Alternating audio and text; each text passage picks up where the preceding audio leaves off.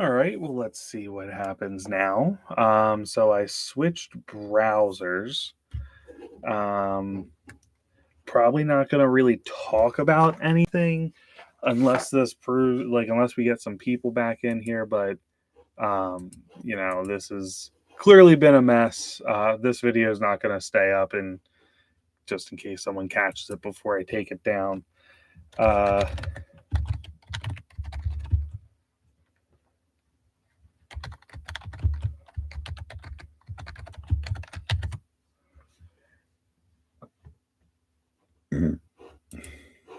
so anyway, yeah, just gonna kind of try to figure out what's going on with thanks dude thanks for coming back, brother.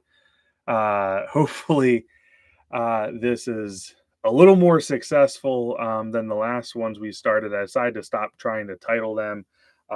Any issues will just be up as testing the streaming setup, because we do have a PC I've done a lot of nonsense to. But it passed all like my normal testing, so I'm not sure what's going on. I did switch browsers this time. I made no other changes, but I switched browsers. So we'll see what happens. I think that time was like 12 minutes when the issue happened, 10, 12 minutes. The time before that was around 20, 22. So we'll see. You guys can feel free to message down there in the chat, ask me questions. I will answer them. It's weird. The last time my last PC did this, and I did the same thing. And once I got to Chrome, I did change a few other things on that. I did add, but I did those same changes in for this. So we'll see what's going on. It is more than a little frustrating to be having this issue, especially because this is not a particularly cheap PC to have. But I do see there's a lot of issues as people talk about streaming on YouTube to through Microsoft Edge. Uh,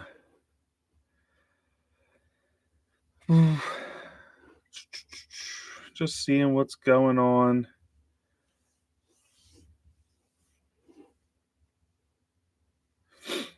Yeah, I don't know that Microsoft Edge is. I think it might be part of the issue.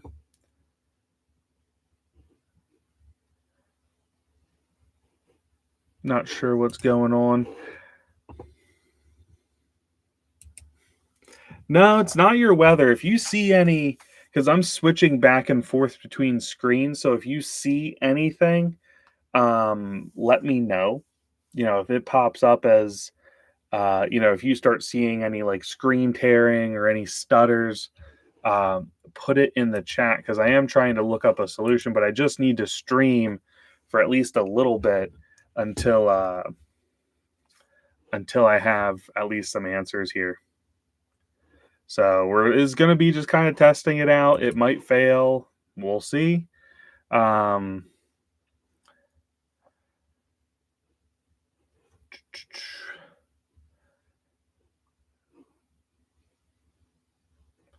Someone says,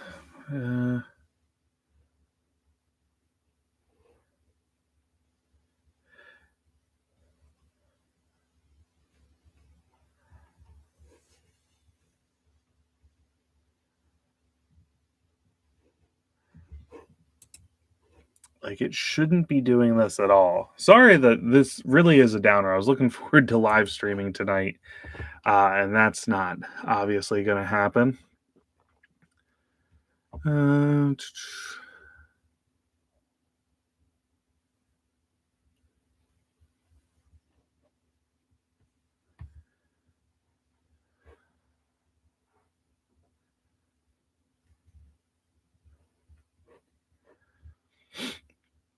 So it looks like people are saying it's something in how that's because you're the only one in the chat, brother. Oh, there's another person here for a minute.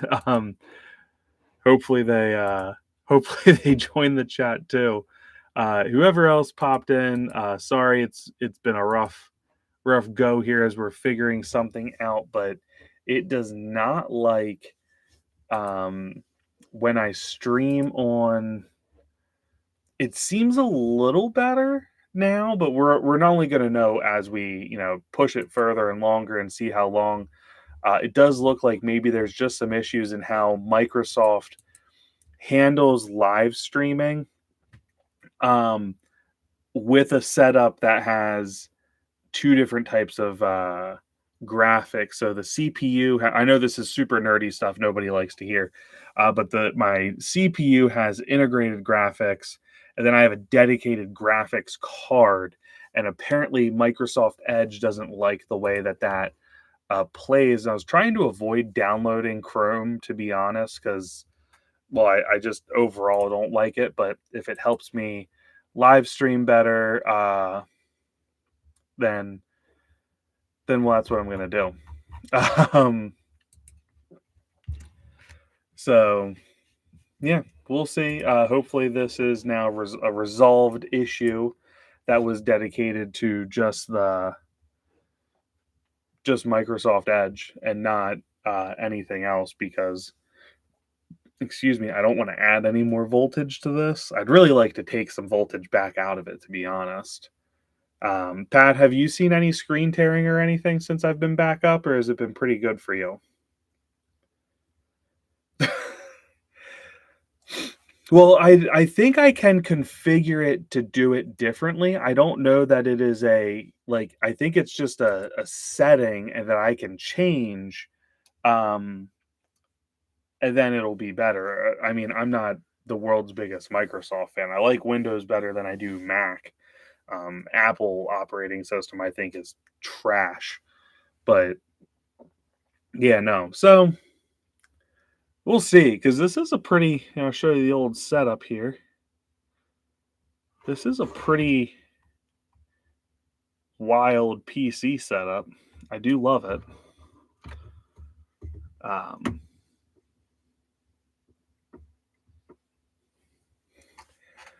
all right, so I mean, at least, well, we'll see, because we're only at 7 minutes. But this last time it had already happened several times by now. So hopefully, switching to, it's either YouTube or it's Microsoft's fault. That's really the takeaway here. And what I should do the research on is I should be looking at other services that I can use to do this platform and do it a little better than I have been doing.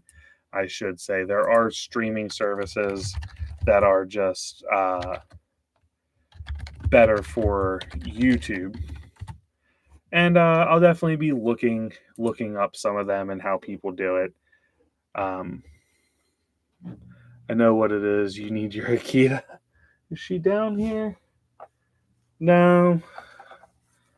She might pop down. I think she's a little annoyed because I spent a fair amount of time down here today.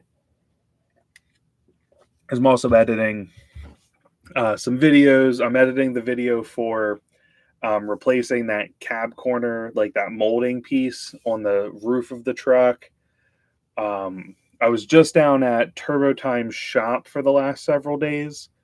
Well, I shouldn't say several. I was down there. I got there afternoon Wednesday, and I left at like 5 o'clock last night, I think it was. So I spent some time down there, got some really nice shots of some stuff, got to see them, literally take a brand new turbo out of box and open it up and modify it. That was really cool to get to see and be a part of. So that video will come soon of making a turbocharger. Joe, how are you doing, man? Joe, I will pre-warn you right now, we are having some technical difficulties. I think they might be resolved as I switched over to Chrome, but Microsoft Edge was giving me some really big issues. So hopefully things are back and fixed. I'm feeling a little bit better about it now. We're at 10 minutes and no glitches yet. But we'll see. Pat, going down to Turbo Time was a great experience. No, we did. We didn't talk about any customers. There was that's a lie. There was a funny thing that one of their customers with the Dodge Turbo blew up the Dodge Turbo, and it's a turbo that's not meant for racing. And then he sent a mod list that the one person said is longer than the Constitution. So I think that might be why the VGT Turbo that's not meant to do what he was putting it through. But I thought that was pretty funny. But Eli's a great guy. He took me out for 2 meals. Super nice. He's got a great energy. He's very passionate about the product he makes. There's some stuff that I can't really disclose that I got to take a look at. But it really was kind of cool to see some of what's going on there, to actually see a turbo from brand new out of box, cover off all the machining to the cover, all the different stuff that they do on the truck. It was just really, really cool to get to see those things. It was a great time. And again, Eli is such a great person to get to talk to. Even as he's working, even though he's working on stuff, he took time to spend a lot of time with me. And I shot some videos. I will say I heard a 9-blade turbo for the first time in person. They offer a 9-blade mainly because they kept getting asked about it. They didn't really want to. It's not necessarily like, it's certainly not a good thing for like if you want to just use your truck for towing and stuff, but we'll see if this clip plays.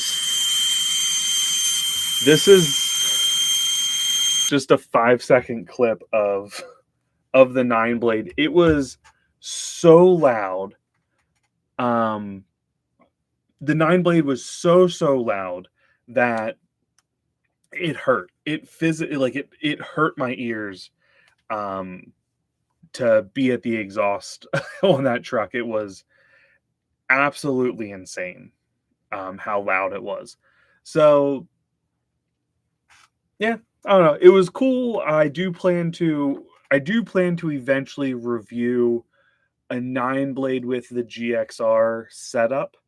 That is something that will be in the works. It's not happening right away because I need to review the GXR 7 I have. I need to review the 64 millimeter, which the 64 millimeter overall is probably one of my favorite turbos, just because it sits in a really nice space with size, and it's probably one of the most versatile turbos as far as small injector to I don't want to say big injector because VGTs don't necessarily love big injectors, but when you're talking about a 205/30 like I'm about to run, it can handle that. I did not see them, Pat. I'll have to check them out. Text me a link to that, brother. But the 64 fits in there nice. The GXR 7 and GXR 11 will handle a 205 a little bit better. They have a slightly bigger compressor wheel, so they're gonna deal with the extra fuel slightly better. But again, that's more of a racing idea with that 9-blade and the GXR setup. But that is something I do plan to mess with. It is nice. The stream seems to be good now. I'll probably just be deleting Microsoft Edge, which if you've ever tried to download Chrome from Microsoft Edge, it tries to stop you at every step of the way. It's kind of funny how they do it, but they do try to stop you. But yeah, no, I had a really great time down there. There'll be some videos showing that where you actually see some of the machining. Like, I don't sit you through all of it, but you'll get a good portion of the machining you'll get to see. Or I shouldn't say good, but you get to see it like when they set it up on their CNC lathe and do it. It is a neat process of what they're doing there. So it was great to see an Eli again, just such a nice guy. He's got such a great energy. As he wants to, he's very passionate about what he does, and they feel very strongly about their product. But you know, we did have to do some work and talk business. But they're I can't tell you how supportive of a company they are. They're helping support me with the injector setup. A gentleman named Jared Flowers is building my injectors for me. So that's part of why I feel so strongly about working with them. I do want to. We had a conversation. I do kind of want to review a couple other turbos as well, though. Like I don't like they support me a lot, and they're not opposed to me just taking a stab at trying to review a few other turbos. So that is something that is in the works. Not right now because I want to review the stuff for them, but in the future, don't be shocked if you see me review some of the other competition, and it won't be me talking badly about them. I do want to be clear. Like it's not meant to be a direct comparison. It's not meant to it's just be part of what I do is review products. And if I'm only reviewing the products that support me, that's not really doing any justice to some of the other things that are out there. Will I probably always run his stuff? Absolutely. But it would be neat to get to review something. Stock 05 excursion. What's the normal rev range when towing uphill, for instance? Is it happy around 3K? Yeah, depending on Joe, how much weight are you towing? Now the excursions, I do think like the excursions are heavy trucks. I think they're like 9,000, at least 9,000 pounds. You got an extra 1,000 pounds or so on the Super Duty equivalent, but towing 6K, I imagine.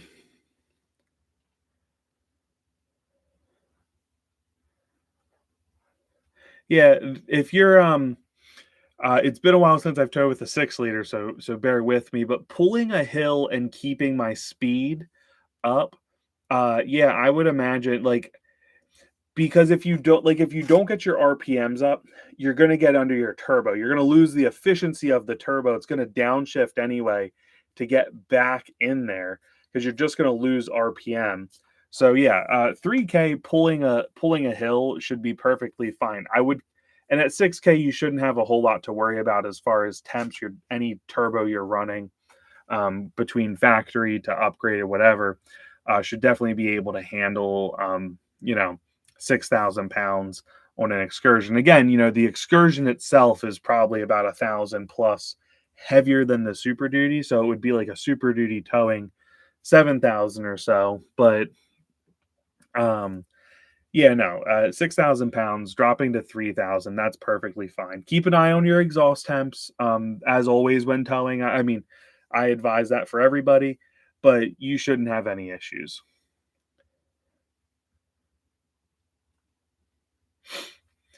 Wow, that's a long time climbing a hill. I haven't pulled any grades like that out this way, but the last time I towed with the 6 liter, I had a Power Max turbo. I had 35-inch tires and factory gearing on it, towing about 13, and it definitely when I was in the higher gear or the lower gear with higher RPMs, my my temps were fine. Like pulling a grade, I'd see a spike in temp and then it would drop back down. So I might see it hit 1,300 degrees, but then it would settle back down around 10 to 1,100.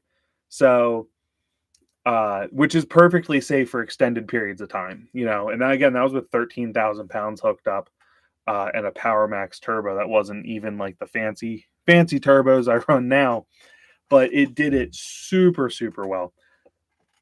Excuse me. My only real complaint about that setup was the gearing. If I was running a little bit better of a gear in the truck, it would definitely have or if I was just on the factory size tires, it would have towed nicer.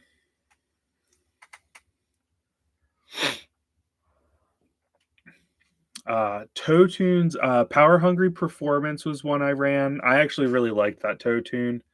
Um, Windrunner Performance Engineering, when he was tuning, I think he just does local guys now, but he was probably one of my favorite tuners I ever ran. Like, just a perfectly finished tune.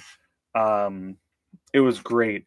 Uh, I have Warren in the 6 liter now, which unfortunately you can't get anymore. Um, I'm going to run Blessed Performance tunes. I'm just waiting until I have my 205/30s. We're also going to do Fickum tuning, which will be exciting. So a lot of random stuff coming in regards to those things. Just trying to pull up some of my random stuff here. We'll get turbo time up here in case anyone's got turbo questions. I do love the Warren tunes. They're probably my single favorite tune that I've ever run at this point. They already got one of the pictures up of the one turbo. The one turbo cover they did, absolutely gorgeous. And actually, come to think of it, this turbo wasn't even built when I was down there yet. So he must have finished building this turbo. But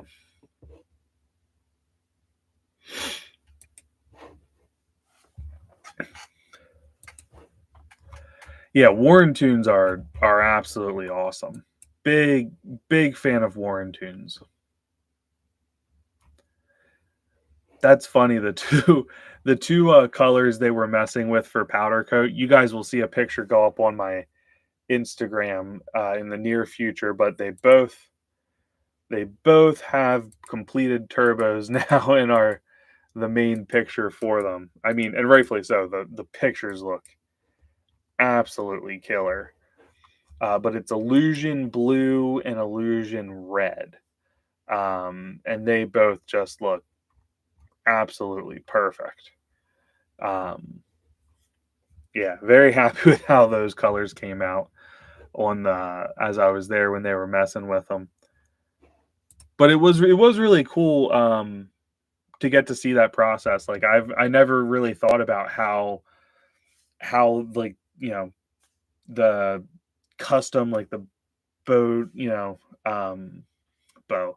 Those specialty turbos that are put together, like how they actually get put together and show up and stuff like that. So it was really cool to get to see some of that stuff. I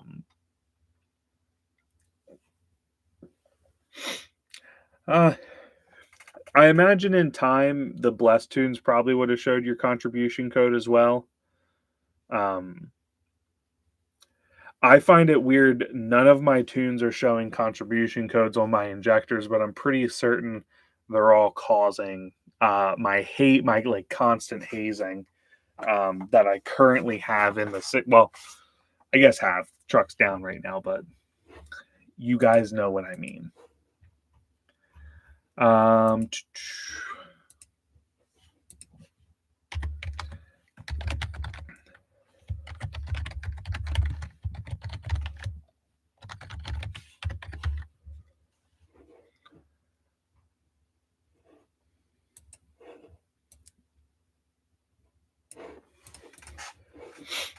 So at the time I told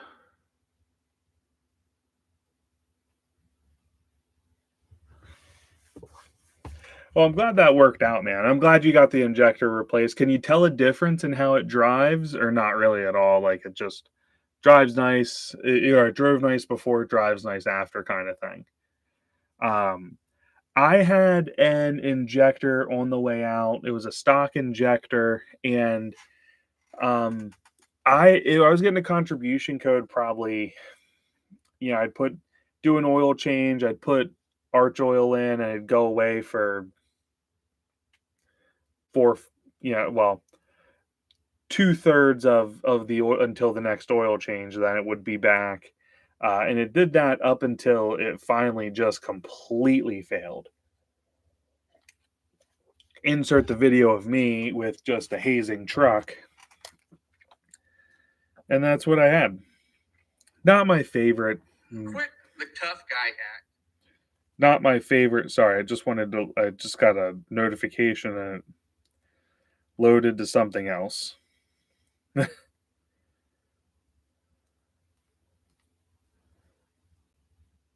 But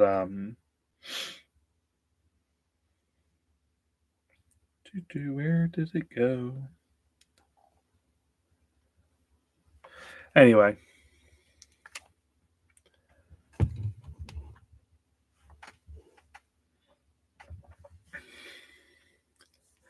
Yeah, sometimes there's just something about them that they're not triggering a code. I think that's my issue. Even with I hooked Forescan up to it, um, and still,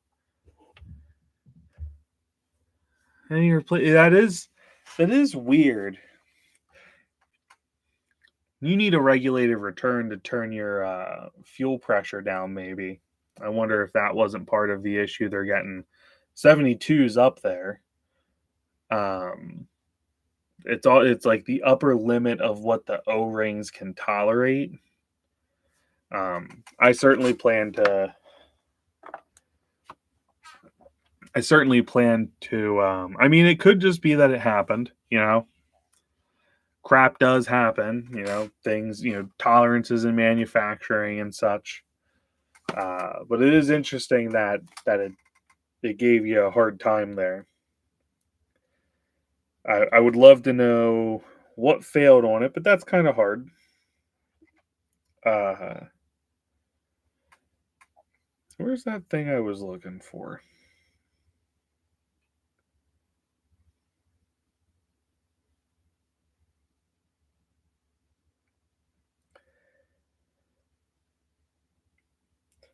It's going to drive me nuts.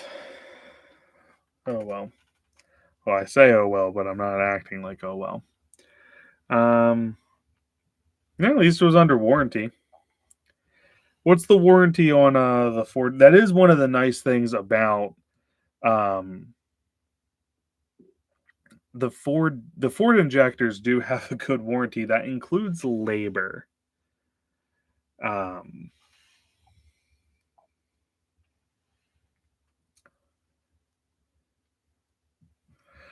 does your fuel pressure drop under load like if you floor it?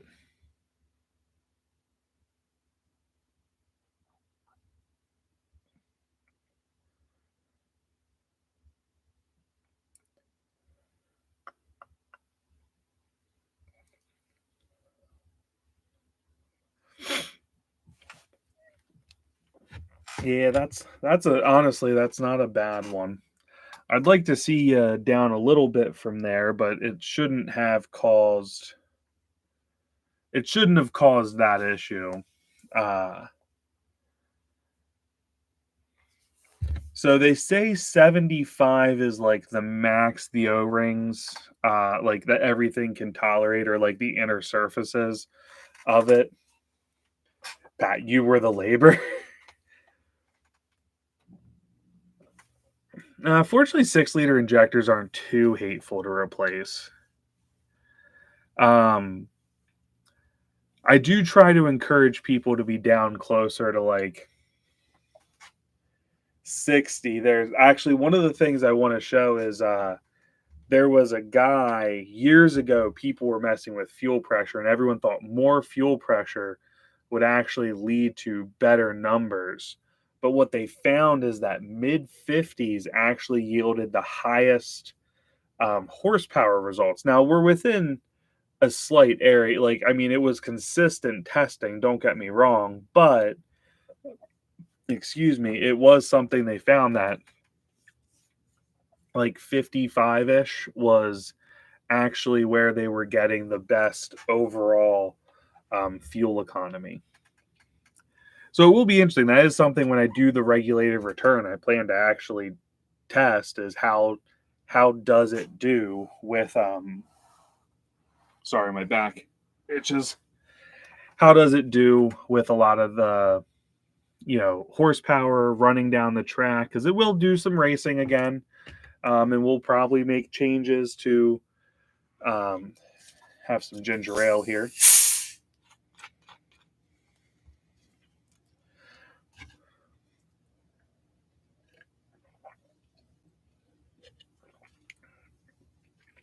But be able to actually test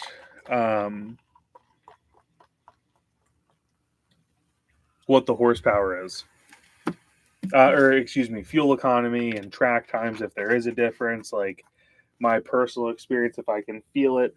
That's a little bit in the future yet. I need to financially recover from what all's been done to the truck here lately, with it going back in the shop. I'm covering the gasket kit. Greg said he would cover labor for it, so, which I think is fair. I don't feel he did anything wrong. I think this is a freak accident that happened, and that unfortunately it does happen. But yeah, definitely we'll be working on getting the regulated return going and have some cool testing from there.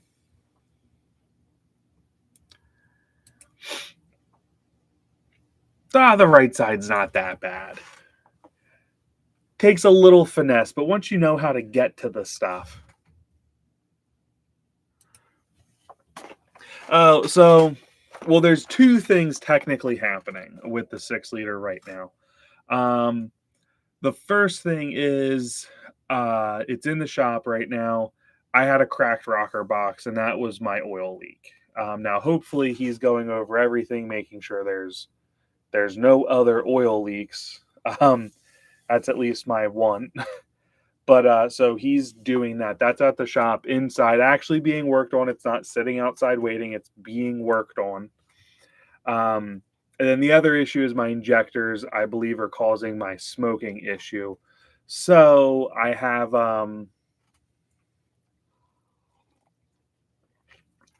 excuse me. So a guy named Jared Flowers is building me a set of injectors for the 6-liter.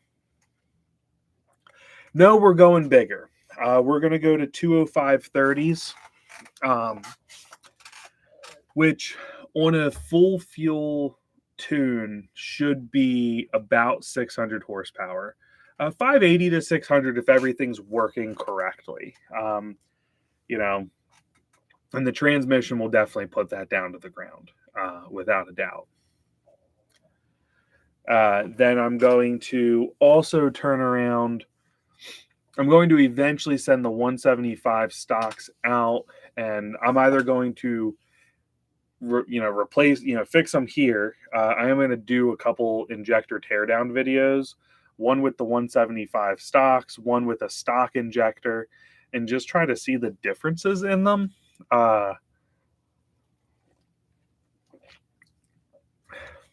We'll see.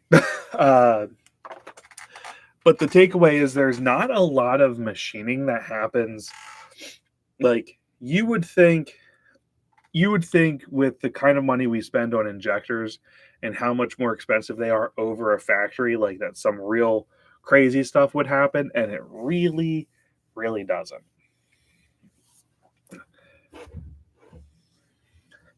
Best intercooler pipe upgrade, I would go No Limit. That's a lie. No Limit or SoCal Billet.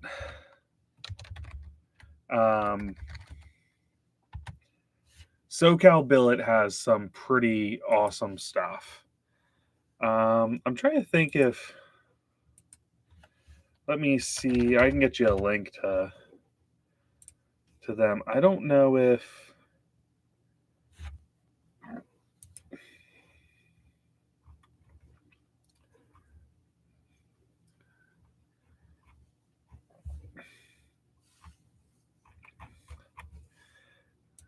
that's non-VGT kit.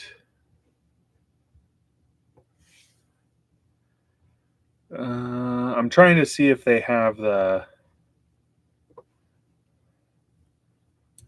Yep, right here. This is what I would recommend. TurboTime sells is a dealer for SoCal Billet, and I would definitely purchase through them. They're a big supporter of mine, so anytime I can steer somebody to them, I'm going to. Um, Plus, I'll be honest, I just like the stuff. I do like No Limit, which is basically a modified SoCal Billet part. Best custom tune. So that's really a tough one. Um, Blessed Performance is technically a sponsor. So if you wanted to go with him, I would recommend give him my affiliate, give him my 60 bro affiliate code, and that'll get you 10% off. You can order that on his website, and that'll give you 10% off his tuning. I have not personally reviewed it yet. I do plan to in the future. I hear good things about Gearhead. I've run Truck Source Diesel. I'm a big fan of Daily Driving their tunes as well. But every tuner is a little bit different. One company I'm going to be reviewing again is Innovative um, Diesel Performance. I think they're ID Speed Shop now. I loved their stuff on the track. However, when it came to daily driving, I didn't like the shifting as much. It wanted to hold the gear a little hard in overdrive, but at the same time, like I was driving, like for a race tune, that's fine because you're going to be full throttle down the track. When you want it to hold when you're doing a dyno because you want it to stick to that gear, not downshift on the dyno. It looks kind of crazy when they downshift on a dyno and you see the whole truck shake side to side. But that's an issue in tuning. So like one thing it was great for, I loved, but it also like on the street it was great, on the dyno it wasn't. Truck Source Diesel is probably my favorite daily driver that I've reviewed. Blessed Performance, I haven't done any of his 6 liter tunes yet, but I will be very, very soon. Very soon. So stay tuned for that. But in my opinion, he's done a nice job with tuning. I've had good interactions with Matt Story, is the owner of Blessed Performance. So, but I will say this: everybody is a little bit different in their tuning. Let me see.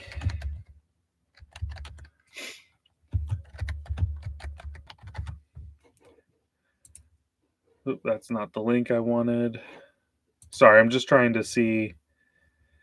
Tell me how I put in No Limit intercooler pipe and I get a link to 7.3 stuff at Riff Raff Diesel. Doesn't even make sense. Um,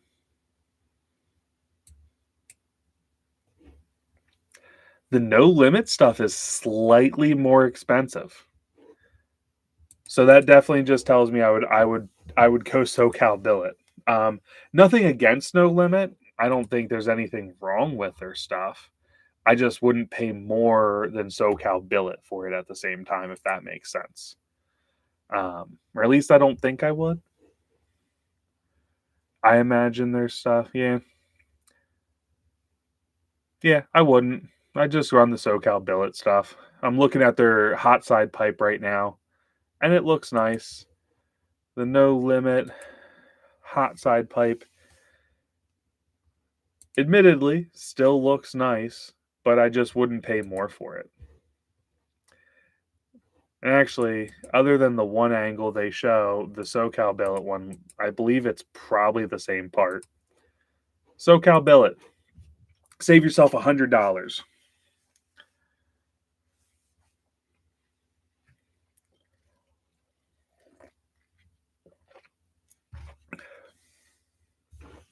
I'm gonna see, I haven't used these guys in forever. Uh, but they used to have really nice tunes as well. can you not? Ficum tuning, Hydra. I'm overhearing about the frickin' Hydra tuning stuff. I would just like 6-liter PHP 6.0 Power Stroke tuning.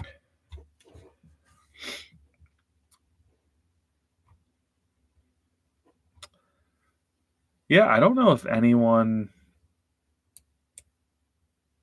does. Oh, maybe this is it. Total Diesel Performance. Who does their tuning though? I'm not sure, but I think you got some good recommendations there overall. So let's see here. Nick, what's up, man? How are you doing? Nick, you missed the first crapshoot. It was getting the live stream up and running correctly. We were having some technical difficulties, but I do believe we are all sorted out now. So fingers crossed, but I think we're good to go at this point.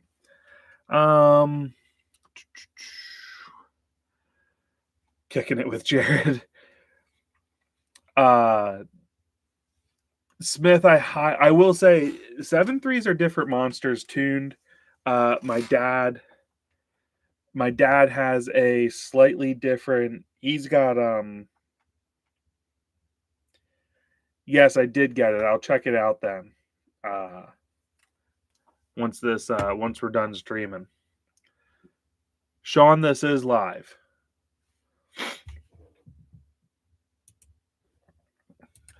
I do like when people come in and double check. I think that's always kind of cool because they probably don't. There not a lot of guys do live streaming in like the automotive community. You know, it's rare. It's something people don't really do, and I try to do a fair amount of it.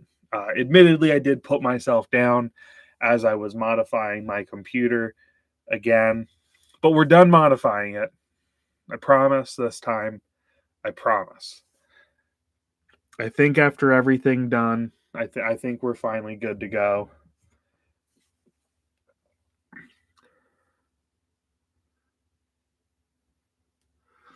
Nah, the South Bend clutch will be fine. I mean, it's all going to be in how he drives, but he should definitely, he'd love the truck a little more. You don't need to go crazy, but a nice tow tune or a street tune in a 7.3 is just, it's nice. I'm a big fan of it. It's still no 6-liter, but it is nice. So you have an 06. You have the Power Stroke products, ported race heads. The mechanic has done the head gaskets like 3 times because it keeps leaking. You ever hear of this? Are they, well, Pat beat me to it. Are they O-ringed heads leaking from the rocker boxes the first time and now leaking from the head gasket, leaking oil? So one thing I just found with my truck, I'm running Kill Devil Diesel O-ringed heads. My rocker box is actually cracked. So that's one issue. It's terribly upsetting. When they went back in, are they putting fresh? Even if, for instance, my 6-liter has 500 or 500 miles on it since having heads done. Greg at the shop is taking it back apart to replace the rocker box. It's getting a new gasket. And are those heads O-ringed? But leaking oil from there, I mean, there's a couple things people don't think it could be. Like, for instance, okay, O-ringed heads. So you're not blowing the gasket, you have an oil leak. And are you studded? Excuse me.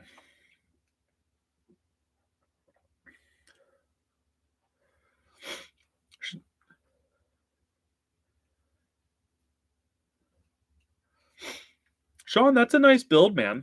I'm not super familiar with all of the Power Stroke products stuff they have, but I know they offer a lot. Um, so I do know I have heard good stuff about them from more than one company. So uh, so you're getting an oil leak. The first was from the rocker box to the head, and now it's leaking at the head to the block. Is that correct?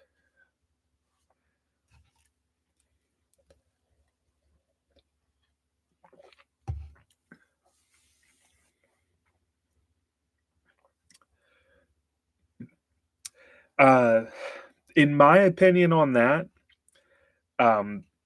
that's got to be coming down to those guys. You know, whether they didn't replace the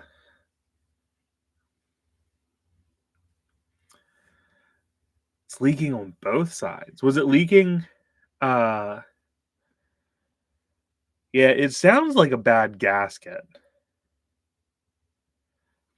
Yeah, but even though they have the two different head studs, it shouldn't like factory torque to yield bolts should hold too. The standard ARP stud should hold like, I know I have the custom aged ones in mind, but like you shouldn't have to worry about that. Like that just shouldn't be an issue at all.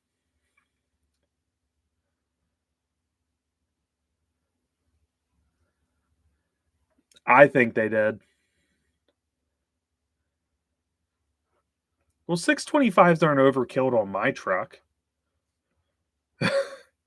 Yeah, I mean I want to be careful. I don't want to I don't want to say something about a shop like a truck I'm not there to physically inspect or talk bad about any shop. But it sounds like to me, that they if you have O-ringed heads, um, you don't necessarily need to take the head off and machine it every time. You should be able to put it back on. Um, but I feel like they are probably I would make sure that they're using a good gasket. They should have like a Fel-Pro or I'm a big fan of OEM Ford gaskets, honestly. I don't think anyone has improved on the quality of the OEM ones. I think there's ones that are as good, um, but I feel they've reused the gasket.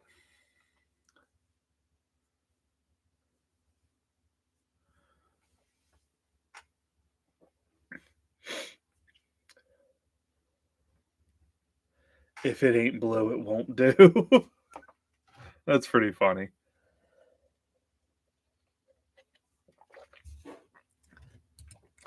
Let's look up what gaskets Kill Devil Diesel is selling because I trust those guys.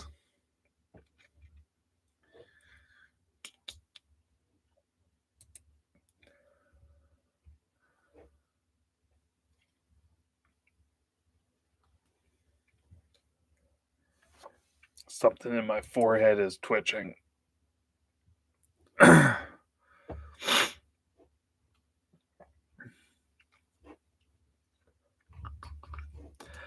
um, engine components.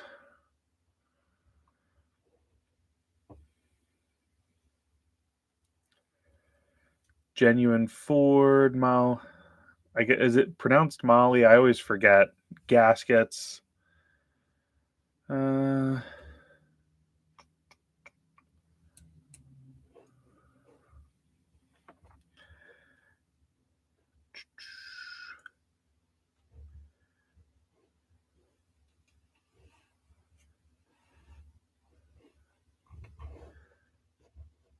yeah, it's Molly or Ford. Ford stuff all on their website that I'm seeing. Um, as far as the gasket sets go.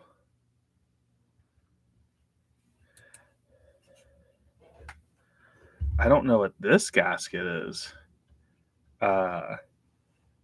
Cometic. I'm not sure if I'm saying that right.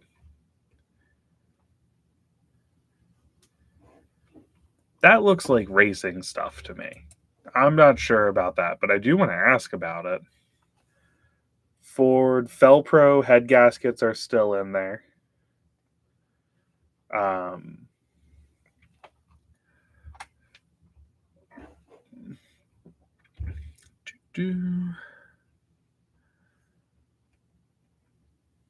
Last page for the stuff this would be on. Yeah, those are the only things they're using. Hey, Sean, thanks, man. I appreciate that, brother.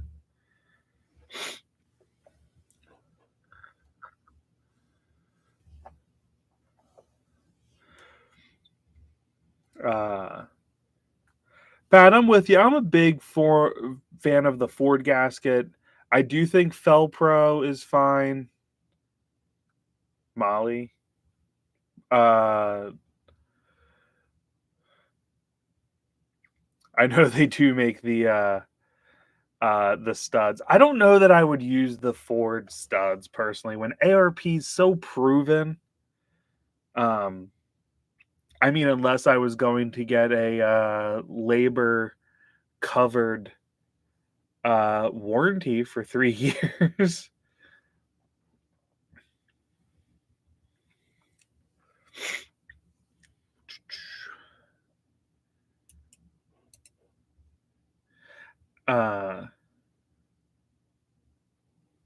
Okay, so Nick, that is like a race thing. Cometic is more of a race kind of thing. I've never heard of them before. But when I saw it, I'm like, this just like there's 3 different size thicknesses. And Sean, I do want to. I don't know. I feel like I didn't say thank you enough. Thank you for the super chat, man. You certainly didn't have to do that, but I do appreciate when you guys do that. It means a lot to me.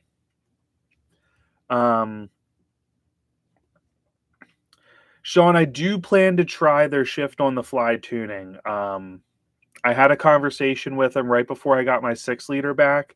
That is something we're going to be trying.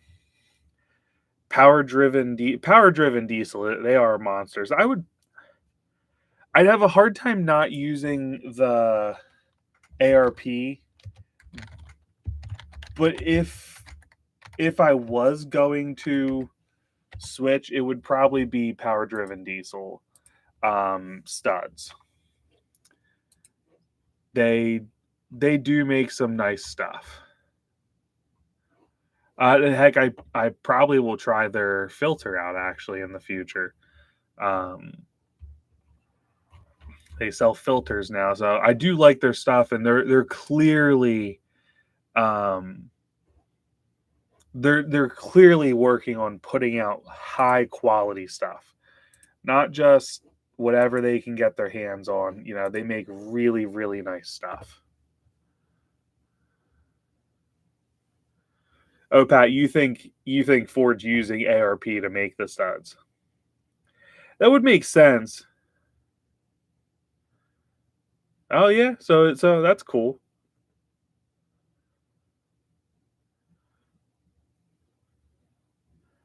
Yeah, I mean, the torture testing they've done on the Cummins platform, for something like a stud, I feel like they would do a nice job. I wouldn't necessarily trust them for like to know every little thing that I want done or like exactly how it should be because they haven't spent their time, building 6-liters. They've spent their time building Cummins, but I would definitely at least feel comfortable with what they're, like a stud anyway. But and their filter, I think, would be okay as well. I have their website up now. Oh, power driven diesel does their own 6-liter heads. That's kind of neat. I definitely wouldn't use their heads over Kill Devil diesel. Nothing against their heads, but just why would you? There's other companies I would use before that, like Power Stroke Products, for instance. Their turbo selection's lacking. I only see KC and Remand options here. Something they could do better.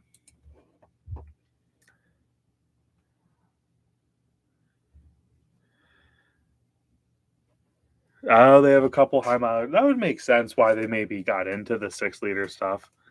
Well, any stud that isn't there most likely is a private label, right? Proof power driven. I'm sure someone makes them through.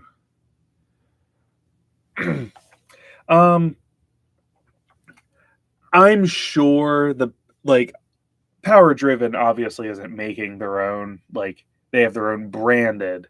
I imagine they're going through a very reputable company to make sure that that's a good product. I would be quite shocked to find out if they had a subpar stud. With how hard they work those like we've all seen them destroying 12 valve, or was it a 12 valve? I can't remember which Cummins, but I mean they put them through the works for sure. So I feel quite confident that these guys would be, would definitely be making sure they're doing their due diligence on their setup.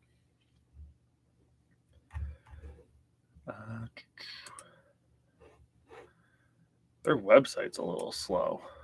I'm not sure if it's just because I'm streaming and this is my like 6th web browser up.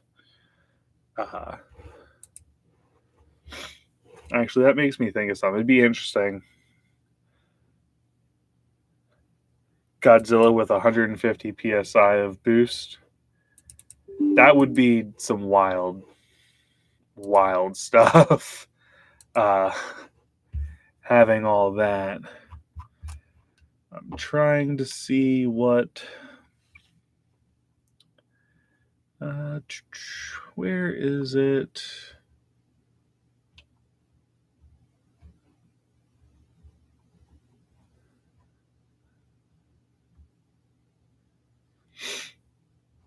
No, it doesn't tell me what I want. I was curious what my utilization. Oh, wait, that might be. I know where I can find that.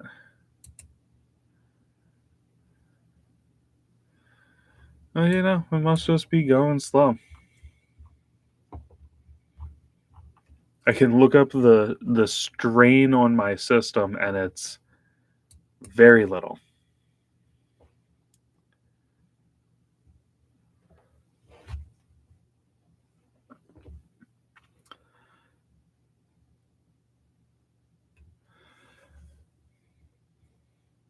Are they, Smith, are they not made in the US, but they're making that claim? Or are we not sure? The Godzilla 7.3 is a monster. Titan Turbo has a 9-blade turbo out that whistles. Turbo that out whistles any. Oh yeah, no. So I recently heard a 9-blade turbo for the first time, and it is ear piercing loud. I actually have the clip here. I feel like the clip doesn't do this justice.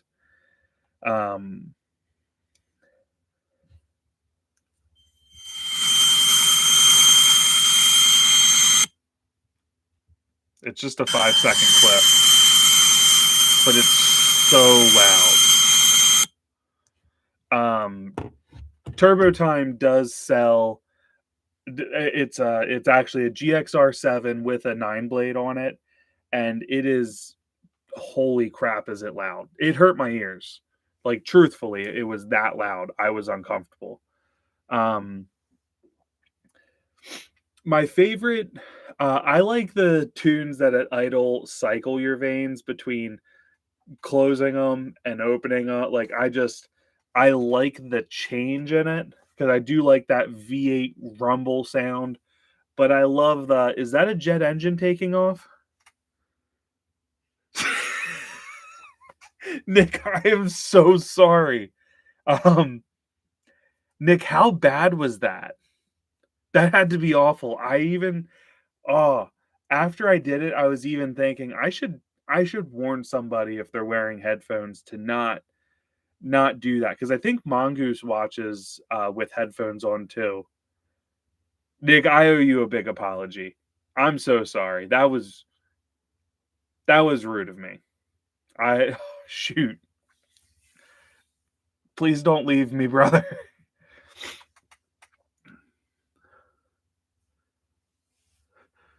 I'm so sorry, guys.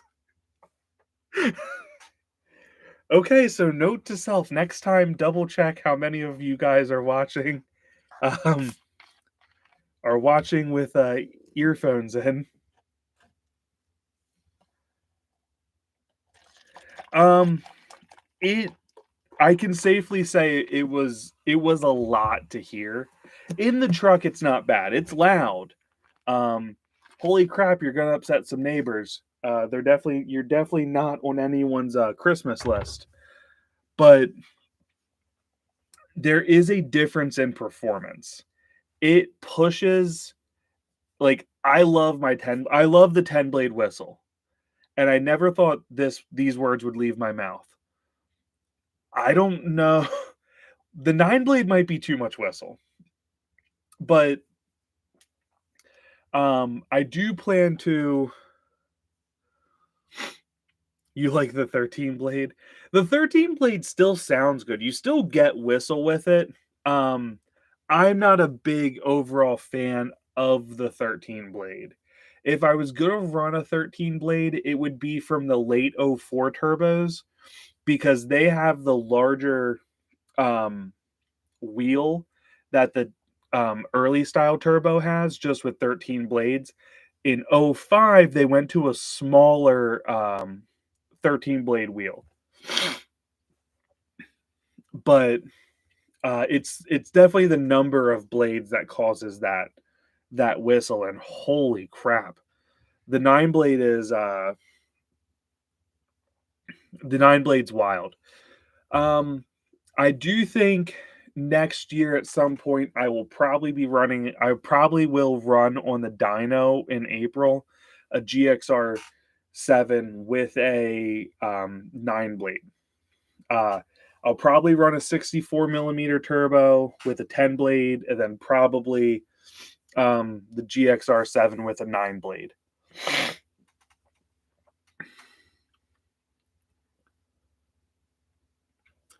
Let's see here.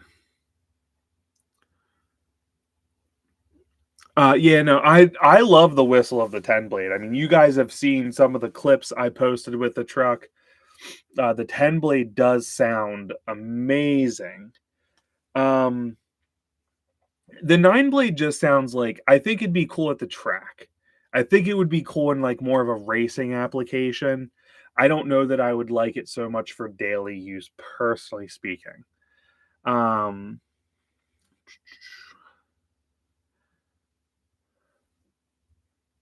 I technically have a muffler on my 6 liter. Now it's one of the see-through ones, like this, but it's technically a muffler, and it does actually quiet it down a good bit. Um, Best year 6 liter was an '05, bigger brakes, not least. Uh, yeah, so I do think that so engine specific, I have none of them are better or worse. They all have different issues. Um, so from a reliability standpoint, zero issue, or between the years. Um, the stuff you brought up, the better steering of the '05 and newer suspension, the bigger brakes, nicer riding. You can get an integrated brake controller. You get the upfitter switches. Those things, absolutely love. That's what makes me like the newer ones more. But other than that, I couldn't care less personally. I I am a little partial to the '05 and newer front ends, but I still like the '99 through '04 front ends as well. Um, I have leaf springs. I'm right there with you, Nick. Um, so I don't with the 9 blade. That's probably why I'd like to run one at that show next year, is to kind of see what like what really is there real benefit. I can tell you lose bottom end. You definitely lose some bottom end. It's a big difference. Now I'll also say this, you can still daily drive it. It's not like you can. But you lose some of your down low for sure. Now, I didn't like get in the truck and really hammer on it. So I don't know. I don't know if that's like how that is per se. But what would really be cool is to compare GXR7 with a 10 blade and the GXR7 with the 9 blade would be interesting. Um to maybe I attempt to run 3 turbos next year. Um I don't know. But I will say the 9 blade is definitely louder. I would not recommend it for someone towing. Nick, that's freaking hilarious. So you're saying it rides like a truck?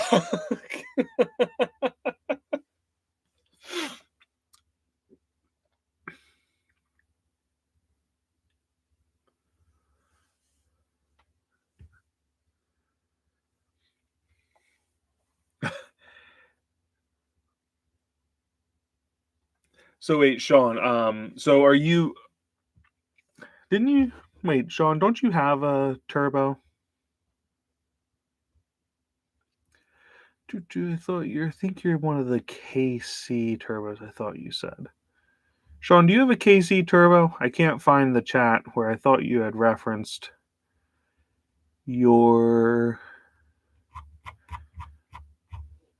stock turbo and injectors. Okay. I thought you said I forget who said that then.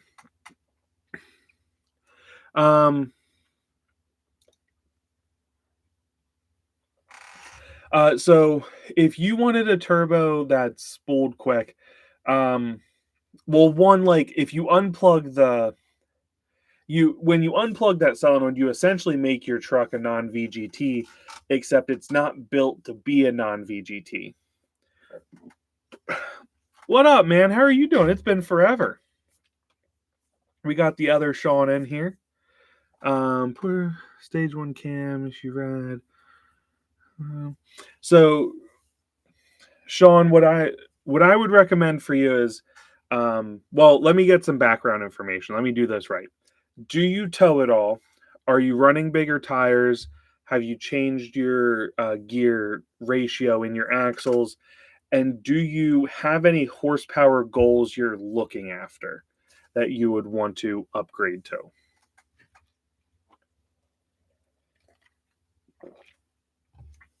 Because those are all very important questions. To keep this simple for me, I'm just going to call Skidmore. How have you been, man? It's been a long time. Hope everything's going well. Good to have you in the live stream. You guys are all missing the mess that happened earlier when I started, was having some issues. So I'm glad I got it straightened out and then kept the stream going as I try to figure out, make sure everything's working right. So I want to give. I don't know Kent Barnes.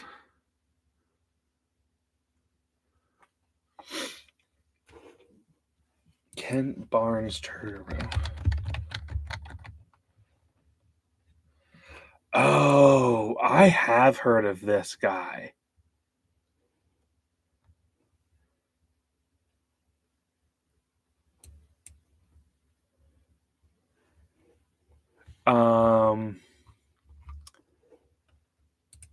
He is super outspoken, if I remember right.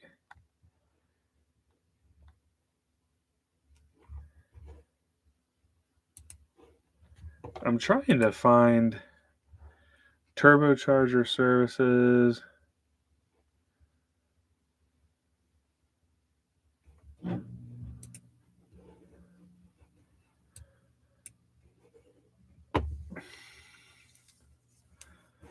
He has a Facebook page. Can someone get me a link to see if this is who I think it is? Like he started talking real bad about everybody, I think, at one point, if this is who I think it is. But somebody recently brought him up in conversation. You're running stock. 175 stock nozzles are super nice.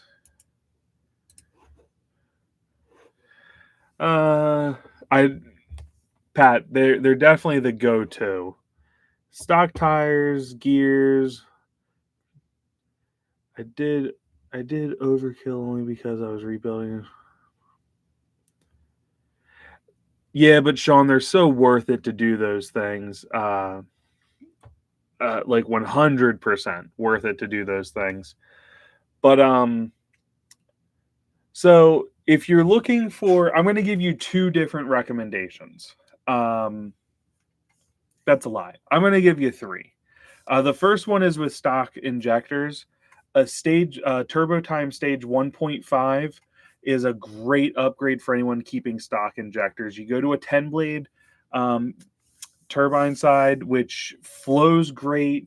It spools really. It can still spool fast because it's a 61 millimeter compressor wheel, so it's bigger than factory, but it's not massive.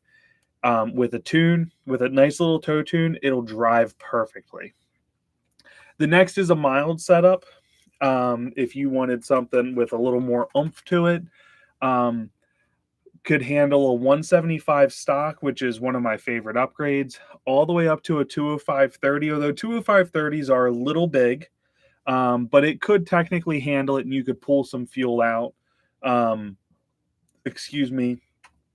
And what you would pair that with is the stage 2 from Turbo Time.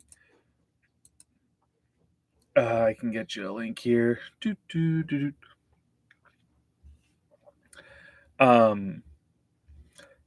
If you were staying on the smaller side, I would go with this turbo here. Like if you went with the 175 stock nozzles, that would be the turbo I would go with. And then if you went bigger, I would go with the Type S that doesn't say 11 after it. Oh, wait. I think I gave you the wrong link. I'm sorry. This is the link I needed to give you.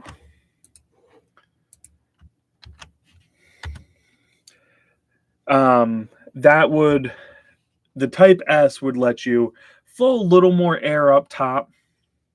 The Type S11 would spool a little faster, but still handle the upgraded injectors really nicely. And if you went 205/30s, at that point, you're not really like 6,000 pounds isn't that heavy. Then I would recommend the GXR7 Turbo with the 10 blade. Ideally, what I would recommend is one of my first two, either the stock injectors with the stage 1.5 or a 175 stock with their stage 2 Type S. If you do buy a turbo from them, please use my affiliate code 6obros for 10% off your turbo. I'll type the code here.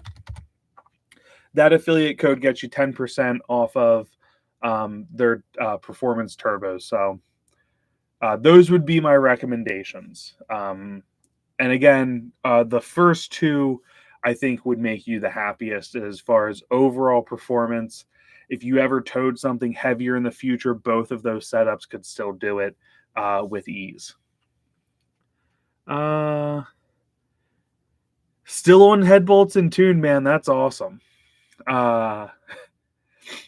What tune are you running again, Skidmore? I can't remember. UCC in 2024.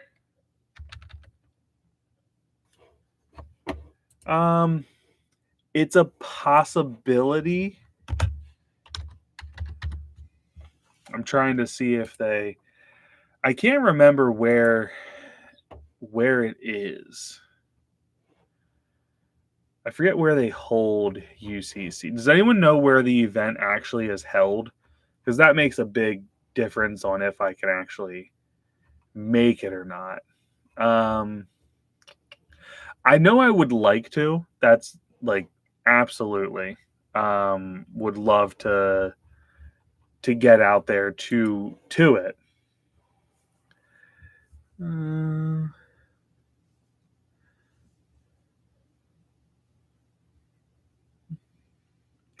Smith, I didn't know you were still stock head bolts running tunes. SRL Plus. Isn't that the one they say don't run with without head studs?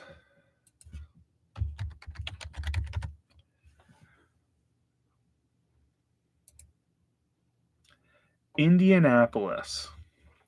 I can't say I will be there, but I wouldn't rule it out either. I might go.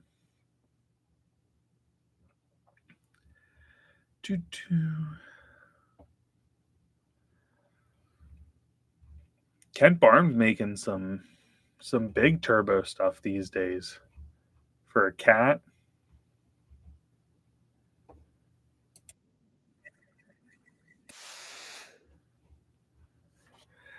Yeah.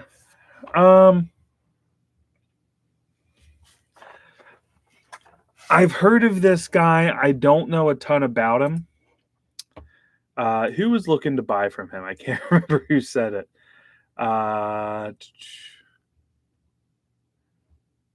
Smith.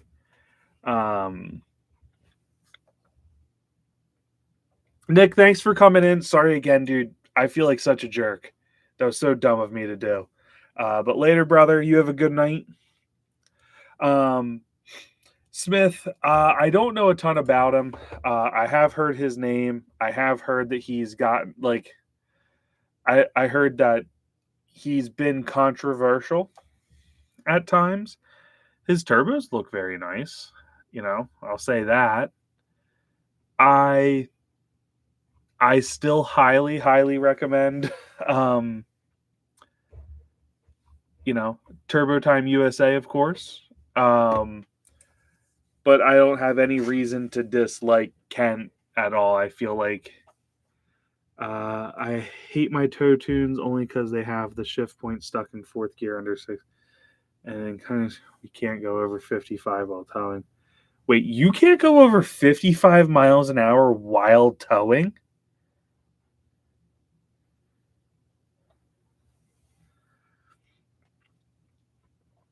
I'll say this. I don't think he's wrong in that. I think there are companies that have really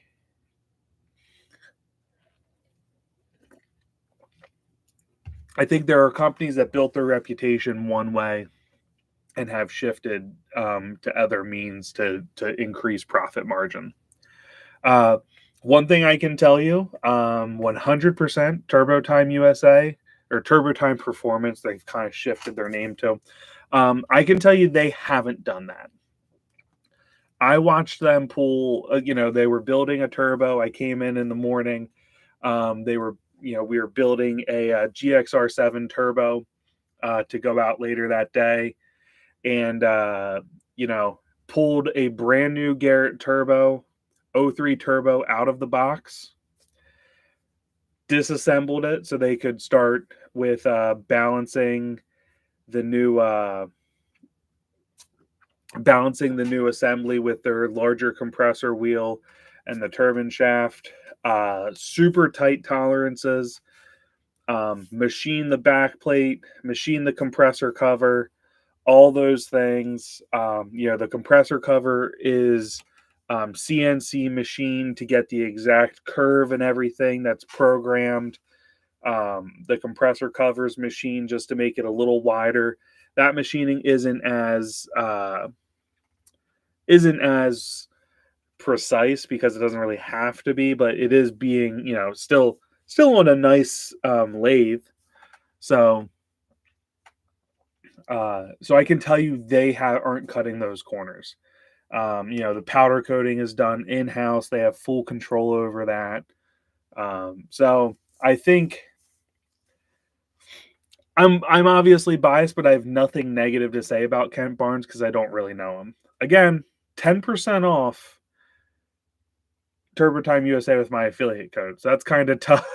That's kind of tough to beat, but I don't know what Kent's charging either at all.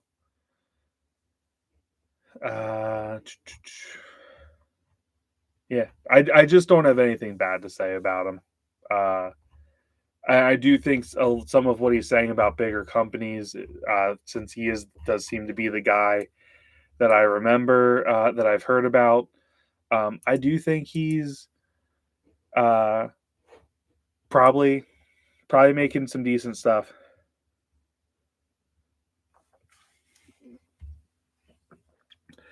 The BD tap shift. I've read reviews about it that it can be finicky. Because I want to. Well, the reason I was looking it up is because I want to try it. I kind of like that on my 6.7. I can just downshift. Yeah, I think the people that seem to like it love it. The people that have issues tend to not try to necessarily resolve them. From what I see, they just tend to go back to the factory setup, which isn't necessarily helpful in any way because, you know, was it their install of it or what happened? It doesn't let us know at all. So, but I've definitely seen it be a little hit or miss.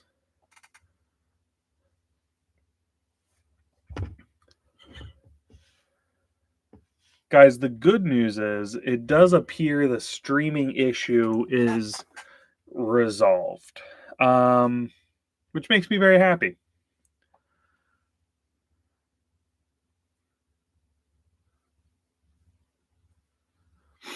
I want Bless to work on some steering wheel gear selections like their shift on the fly tuning. Um, yeah, I'm not sure how that would work. I mean, someone could probably just assemble a standalone unit to allow you to do that. That wouldn't necessarily like that you could be like mountable on your dash, kind of like a Hydra is for tuning, but maybe just something that does your gear selection in the older trucks. I don't know if with the steering wheel controls they could make something happen. That would probably be on the tougher side, but it would be slick if it could be something like completely hidden. I love the idea behind the BD setup. And again, the comes down to, is it really the product or is it the install of it?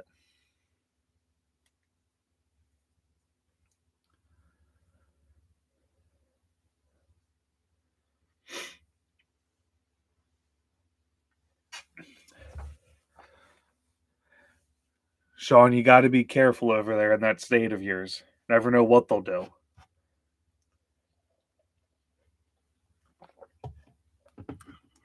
Uh, I do think a lot of that stuff is completely out of control.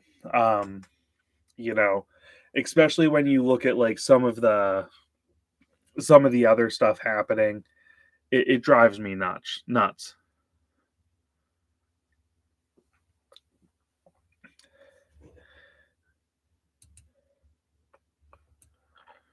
Smith, I'm removing that so nobody can see it in the future.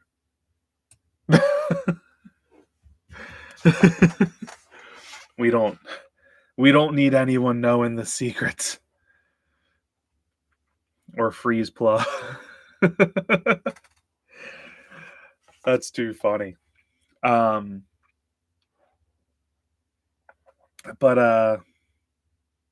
yeah, guys, I do appreciate everyone sticking with me, as earlier there was more than one or two headaches on the, with what was going on. So I am sorry that we're have some hiccups. Like I said, once we get them all resolved for this setup now, I'm done messing with my computer. It's all good.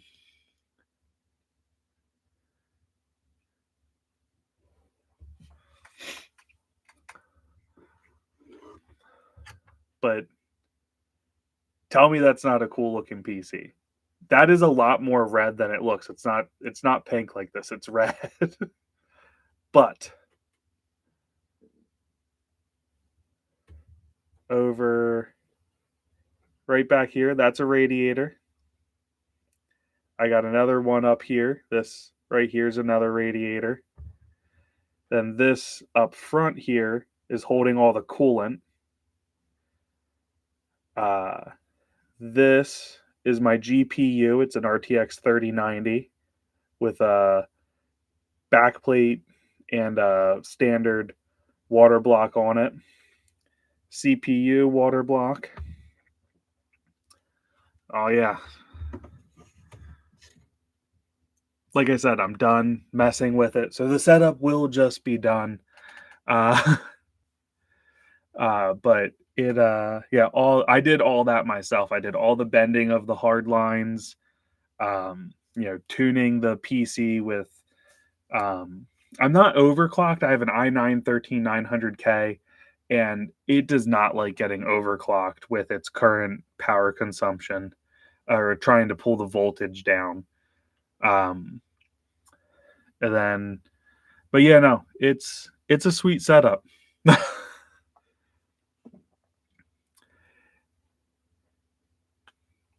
Thanks, Sean. Looks expensive. I haven't sat down to figure out what all I have in this. I can give you the specs like I did. It's got 9 terabytes of storage on it. It's running dual Corsair radiators, their water block, an EK water block, and active backplate on the GPU. The 3090 though, I actually got a decent deal on. I bought it used. It's an Alienware one. So it's a reference PCB board, but I mean it was expensive. But that was $700. And at that price point, and I bought that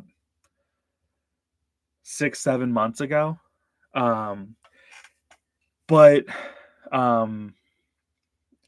part of why I have this is really to help with the flow of my editing and make it easier for me.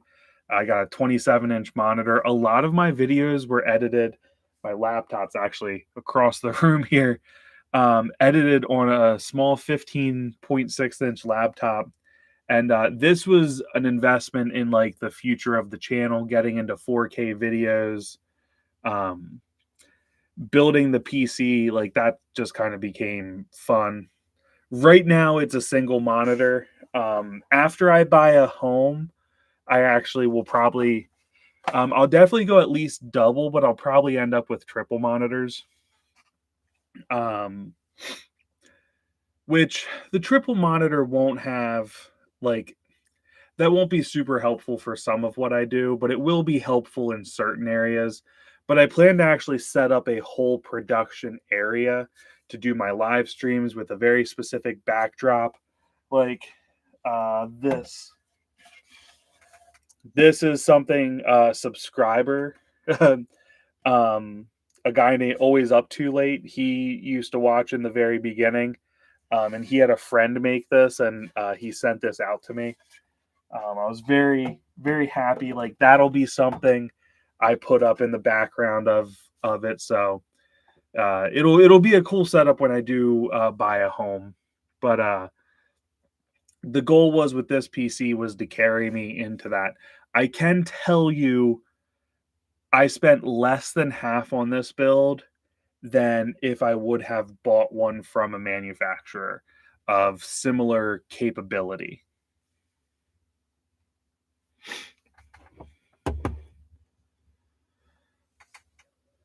Oh yeah, my mom has dual monitors in her office, and at first I thought it was dumb until I sat down and used them, and I was like, "This is the greatest thing ever."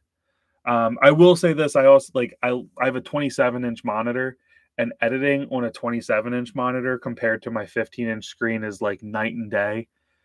Plus, I have a pretty nice monitor. It's a 240 refresh rate, and when you're staring at a computer screen as much as I do sometimes to do to like make some of these videos or to have, you know, there's sometimes I have to be on this for work as well, outside of YouTube related things, and it makes it so much nicer. But when I buy a home, I will probably have another 27-inch, and I might even do a 32 as like the center monitor, but I'm not sure. I don't know. We'll see. But definitely dual 27s. I'll probably get another one of these. This is a Mobius from BenQ.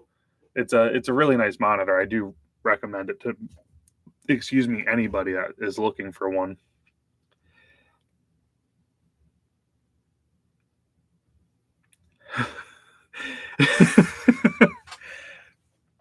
In my defense, the custom water cooling happened after I had my 6-liter back.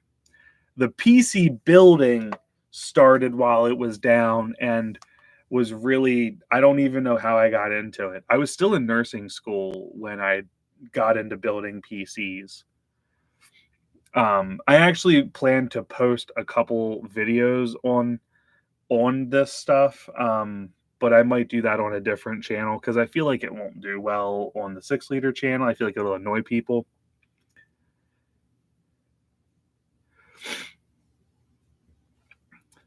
Sean or Skidmore, I don't think he is anymore. Like, I mean, I think he's okay. But I haven't seen him post or like anything. Um, don't get me wrong, super cool guy. I've talked to him at length more than once. Um, and he came around in the very beginning, back when that Power Stroke bloke was still around. He was a super cool kid, like nice kid. But uh, infamous 6-0. Trying to think of some of those early guys that were around and life happened. Things got busy for them. I think for some of them, the YouTube stuff was kind of just a phase. But they were great people at the same time. Well, Smith, I'll definitely, I do plan to post on the 6.0 channel the first PC build I did, which was much simpler. It was an i5 12600KF and a 3060 Ti. And that was a cool. I actually really liked that PC. And then I'm not sure what happened that I did this, but I love this. This is a really cool PC. 1200 watt power supply, 32 gigabytes of RAM. The only thing I'm going to do to this is increase my RAM. I'm going to go to 64 gigabytes, but that is more based on future plans for editing and things I want to do. So not needed. 32 gigabytes is what this has, and it's great. Like, I think right now with the stream 7 pages up, I'm only utilizing and a hardware monitor open. I was only using 6. 32 is still good for most editing. You would be hard pressed to use more than 32 while editing. Quite frankly, I mean, the water cooling, not needed for editing. That was me just wanting something specific. Years ago, I said one day I wanted to have a water cooled PC. Like, I wanted something wild. And then I realized how expensive they are, and I pretty quickly got away from that. But at some point I'll probably sit down and figure out how much this has cost me. But this PC should last me a super long time. 32 gigabytes of RAM for anyone building without a super tight budget is a ton. If you're on a tight budget, 16 gigabytes dual channel RAM is my preference. Like I've sold a couple PCs just for kind of like something to do and to kind of fund this project as well. And 16 gigabytes is what I run in the budget builds.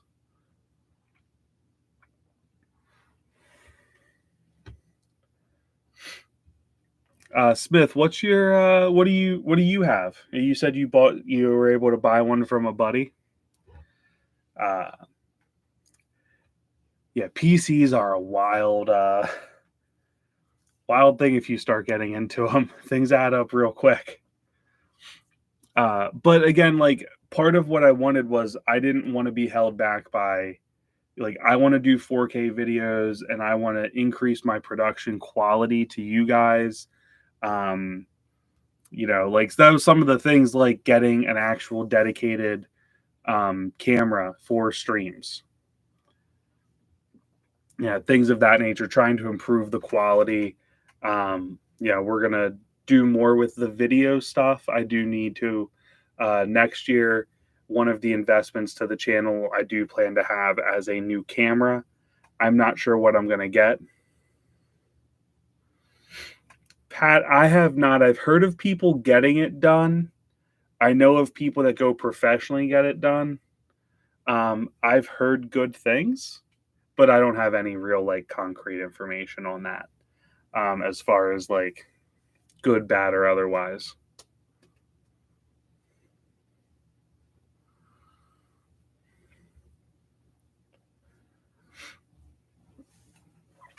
Hey, Ryzen, like those Ryzen CPUs are still relevant today. The GTX 1660 is still a great card. My that's actually really similar setup to my niece's setup. Now she apparently one year asked for a gaming PC, then doesn't game really. So she has this cool PC. Now she has a Ryzen 3 3100 and a 1660, not the TI, just the standard 1660. Dude, that's a nice setup. You like that lets you do literally any game or anything like that. And like, sorry guys to nerd out here. We're probably going to be ending things soon anyway. But what's nice with your setup, Smith, is like you can upgrade a lot. Like you can go to, I think it's 5000 series Ryzen and be fine on that. Like, and they're still technically keeping, that's what they call the AM4 platform. They're still keeping it alive. And you could still run a 30 series GPU in there as long as your power supply could support it. Like when that does get to a point where it slows down, oh yeah, you have 800 watts. You have plenty to improve. On an 850, I was running an i7 13700K and the 3090 in this. It wasn't until I decided to get all this stuff for the custom water cooling that I got my hands on an i9. But yeah, no, you have a ton of room. If it ever does encounter a hiccup where you can just literally turn around, and those Ryzen 5000 CPUs are monsters. They're great. And then again, if the graphics card slows down, you could always go bigger, but you have a nice setup, in my opinion. I like building stuff like that. Like a lot of there's a PC. I'm gonna take a break after the PC I'm building. Is getting a 12th gen 12500F CPU. And then he's actually running a 1660 in his setup. So anyway, sorry guys for nerding out. I like computer stuff as much as I like the truck stuff.